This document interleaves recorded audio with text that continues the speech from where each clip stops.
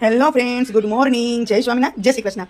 તો એકાદશીની સવાર થઈ ગઈ છે અને ઓમભાઈને નાસ્તો કરવા માટે ચિપ્સ તરી રહી છું અને પછી મંદિરે જવાની તૈયારી કરી. મને એમ થયું કે હું મંદિરે જઈ આવું. આજે 11 છે, એ પણ ભીમી 11, તો મંદિરે જઈ આવીએ.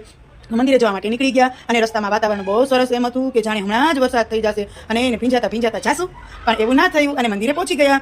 તો મંદિરે આજે તો એકાદશીને લીધે ઘણા જ માણસો હોય, તો મને એમ થયું કે આજે હું મંદિરે ગઈ છું તો એકાદું કીર્તન પણ ગાઈશ, એવા વિચારથી હું મંદિરે આવી છું.